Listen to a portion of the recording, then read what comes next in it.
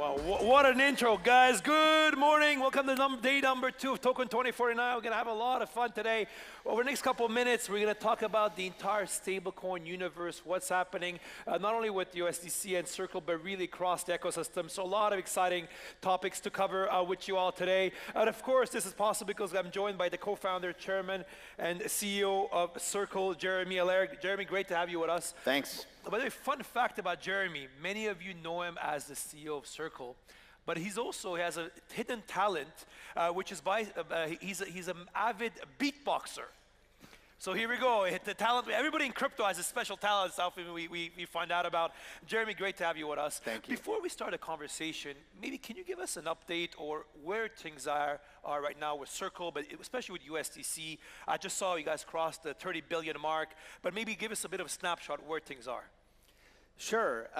Yeah, I think you know, a lot of different things. I mean, first is yeah, USDC has been growing a lot over the past quarter or two, and growing in terms of absolute market share. But I think some of the biggest things are, you know, we've just been continually improving the fundamental infrastructure of this. You know, I think one of the advantages that we have and have had historically is that we've always issued USDC under a regulatory framework, and we're now seeing you know, essentially stablecoin rules coming into place all around the world. And alongside that, that's enabling us to really expand the market infrastructure that supports USDC. So we've brought online essentially local banking infrastructure in Singapore, in Hong Kong, in the EU. We're in the process of rolling it out natively in Brazil and Mexico, Japan, ultimately in the region here and other places. And the key thing for us is we want to make sure that at a kind of wholesale level that it's very, very easy to create and redeem USDC as quickly as possible, as capitally efficiently as possible. So we've been building out that kind of global banking infrastructure, working with, you know, dozens of banks who are you know, trying to you know, support the growth of this ecosystem. The other is just advancing the technology of the protocol itself. So we think about, you know, what we do is operating a stablecoin network, and that network includes the protocols. Those protocols now exist on 16 blockchain networks. We're continually improving those protocols to make them more efficient, to add new features. We launched a cross-chain transfer protocol, which enables for teleporting USDC safely across these different ecosystems, which is really significant. And so we're making that infrastructure you know, faster and easier to use, and then, you know, working with developers in hundreds of countries now who are building on top of those protocols and building applications, utilities, and other things to help grow the stablecoin network. When you mention these 16 different protocols, I mean, when you look at 5 years down the line, do you think there'll be consolidation, or it's a way for Circle to hedge its bets, if you want, or do you believe actually this is just going to continue to grow as the Web3 ecosystem grows? So, you know, my background is in internet infrastructure software. So I got started building web programming languages, virtual machines, application infrastructure, and have worked in a lot of different parts of the stack of internet infrastructure. And my general view is that blockchains are a new form of distributed internet operating system. And you know, effectively, there is a lot of competition for those operating systems, trying to attract developers and applications and the like. But I think increasingly, right, you're seeing the layering model as something that is relevant. And as we all know, right, the trade-offs in terms of performance, security, privacy, other things, they're not perfect trade-offs. I mean, there are people who I think believe that they can meet the scale needs of every application, every user on a single layer.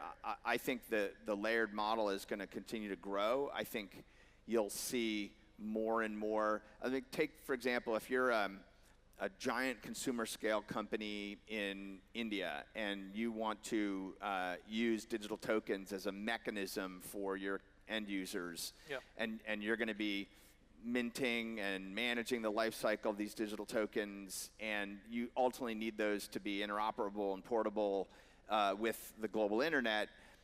you're very likely going to do what people might call an app chain or a layer 3, or you're going to create your own kind of compute space, your own store of data and memory, and you're going to kind of hive it off. Just like in Amazon, we have virtual private clouds. Like everyone doesn't stick all their stuff in one cloud.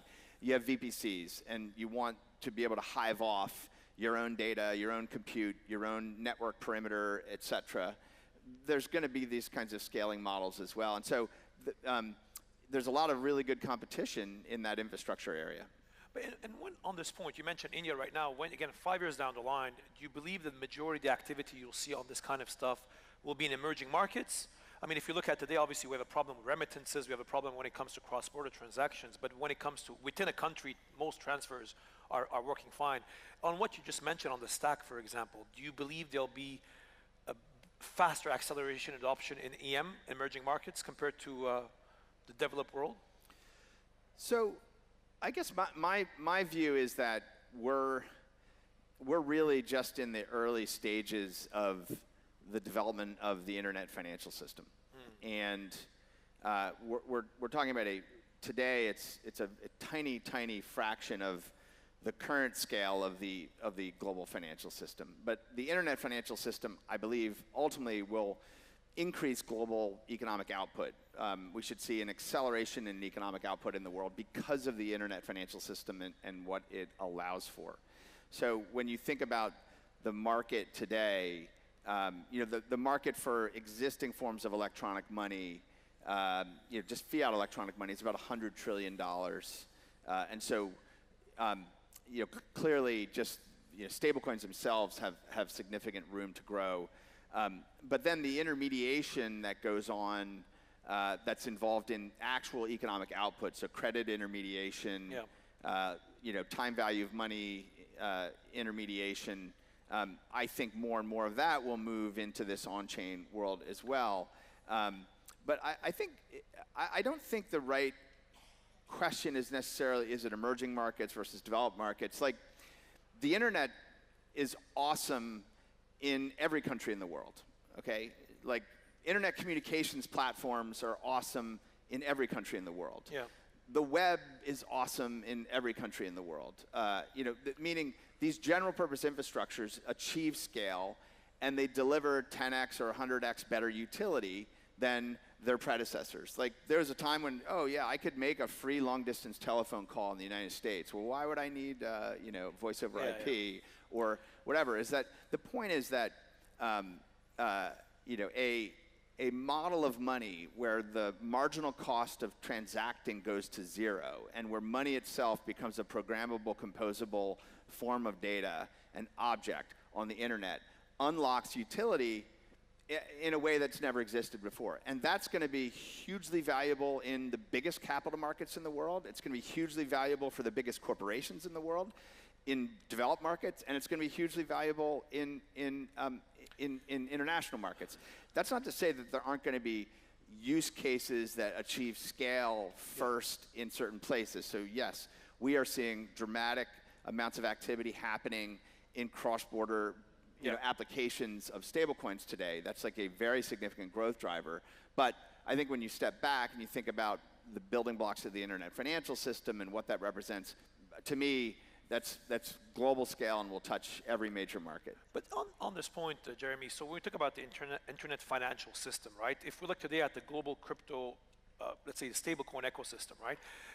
What do you think that people want the regulated USD stablecoin to use? For example, if we look at right now, Tether obviously is the biggest by market cap, right? In this internet of like this new financial system that's being developed, what do you think people are looking for, right?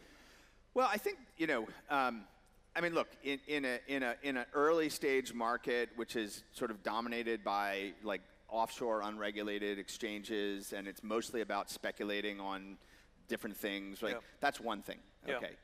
The internet financial system is clearly about actual economic activity. So if we want this to be useful, it has to be about actual economic activity. And that means about people who are investing, saving, businesses that are needing credit, that are building things, that are hiring people, actually producing goods and services. That's the real economy. So if we want the internet financial system to be used in the real economy, not just for speculating on memes, like we have to have digital currency, fiat stablecoins that are treated as real money, that are cash equivalent, so that if you're a financial institution, you can take this and you can hold it as collateral. Yeah. If you're and settlement. If you're a corporation, you know what this is. Your accounting firm, you're formerly from a large Big Four universe, right? So an accounting firm can say, this is a cash equivalent instrument. I can treat it this way. I can report it this way. The entirety of this, we have to have legally defined forms of stablecoins. And that's what's happening around the world, by the way, which is great. Once you have these defined as like a new form of legal electronic money instrument, then actually this can take hold at scale for real economic activity. And so that's really key. We have to have that. If we don't have that, this is not going to take hold as the basis of the internet financial system. And so that's a really, really key piece. And do you believe the US dollar, like USDC, or let's say right now we look at the global stablecoin ecosystem, US dollar, it's all US dollar denominated for a vast, vast majority of it, right? It's very interesting because, as you mentioned, you're going to different countries. If you're a central banker of an emerging country, one of the risks you have in a way is that the economy becomes dollarized if you're doing a bad job, which is in a way people have the option to switch to dollars or other currencies and we're seeing this from anywhere from Nigeria to Turkey to Argentina and so on and so forth, right? How do you balance that from your perspective when you're going to these different markets saying, hey, we have a solution, right now it's a US dollar based one, and versus the country's own central bank from a policy making where they want to have their own currency and control it? Because this could accelerate the dollarization by the stablecoin usage. Well, the internet has created these extraordinarily powerful utilities that exist just using software that anyone who has a device can connect to. And people around the world have sort of said, hey, I like this. Yeah. WhatsApp or whatever example you want to use, the ability to freely publish information to any person anywhere. Like, there's sort of these super scale things that the internet has produced that in most societies, people like really desire, and then it's hard for the governments to put the genie back in the bottle on those. Now, money, everyone says money is different and so on. We have a challenge, right? Part of the challenge is that the vast majority of governments in the world are they're kind of bankrupt, right? Meaning they're in debt, they're massively in debt, they're trying to monetize that debt. We have huge issues with fiscal discipline. It's a strong reason why non-sovereign digital commodity money like Bitcoin is so attractive, is in the face of that. But it does, the combination of sort of internet scale financial utility based on things like digital dollars or digital euros, and effectively like this very, very high utility value that will come from those, combined with the fiscal and monetary challenges that face many, many countries, I do think that there's something brewing there. It's going to be complicated, and it's not clear exactly how that will get resolved. But I do believe that individuals and firms will be able to vote with their sort of software products, what economic system they want to participate in, and it's going to involve, it's going to be a complex issue for a lot of jurisdictions.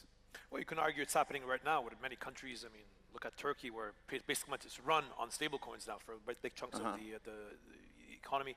One thing as well on this point, which I think is interesting, like you guys have done a pretty good job on the DeFi space, for example. I see so many DeFi protocols now where the USDC plays a pretty interesting role as well. When you look at the future of the stablecoin ecosystem, we've had obviously some incidents last year with UST. Now there's some interesting thing with Ethena and other projects going on. How do you find the future of stablecoin issuers? Do you believe in 5, 10, 15 years in this new model that we go in, it'll be centralized companies will be running it, or it'll be more the next algorithmic stablecoin of this, Ethena or a version of Ethena that you'll see in the future? Yeah, I guess I think if we're talking about sort of what's going to be used for real economic activity, that is going to be used by households and firms and financial institutions, you're going to need to have legal forms of digital currency money. And those are going to be regulated issuers. And those are going to be fully reserved. So you're going to have a full reserve financial system, not a fractional reserve financial system. And you're going to have strong supervision around those. And I think that those are going to achieve fairly large scale. Those will grow into the trillions of dollars in circulation. Now, that doesn't mean that there aren't going to be other experiments in stable value tokens. There are, obviously. There are all, I mean, look, synthetic derivatives that attempt to achieve a peg that provides some underlying basket of risk management and yield, like that's a separate thing. So synthetic securities and derivatives that are designed to generate and pay yield, those are other types of financial products. So those types of financial products will get regulated differently. They will not be regulated as payment systems. General society will not depend on those as payment systems. The corporations, financial institutions will not hold those on their balance sheets as collateral. But people who are, are trading, investing, seeking yield, who are, risk managing, are very likely going to purchase securities and derivatives that, manage their risk and their yield. So securities and derivatives play a huge role, and I think that synthetic dollars that are securities and derivatives are going to continue to grow. How those are regulated is an open question, right? I mean, I think we're seeing enforcement around these historically. So I think, how do you register these? How do you regulate these? How do people access those? Or you let code regulate it in a way. Well, yes. I think, the whole code is speech. It isn't going to work for everything. Like, it doesn't work for AI. Like, we're going to regulate what AIs get produced. So I think it's more complicated than that. So Jeremy, we have 60 seconds left. My bell is here. I'm going to ask you quick questions. I need a 1 or 2 word answers, and we're going to kick it off from there. You ready? Sure. What is the biggest risk we're facing as a crypto ecosystem for the next 3 years? One more time. What is the biggest risk we're facing as a crypto ecosystem for the next 3 years? The biggest risk that we're facing for the next 2 years is catastrophic failures continue with problematic companies and projects in crypto. If you could go back to school today, what is the one course you would study that you wish you had studied before? Synthetic biology. Wow, interesting. What is the best advice you ever received? If you're stressed, take 3 deep breaths. If you could hold one crypto asset for the next 10 years, not USDC, what would you hold? I don't like those questions. If you could go back in time, any time in history, what time would you want to go back? That's a great question. I think I'd like to go back to the Enlightenment. Enlightenment. Wow, interesting. And last question, Jeremy, to finish it off. Typical question, if you could have lunch or dinner with one person, dead or alive, lunch or dinner, one person, dead or alive, who would you have lunch or dinner with?